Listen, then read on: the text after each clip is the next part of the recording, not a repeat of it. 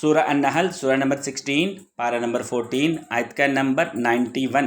بسم اللہ الرحمن الرحیم.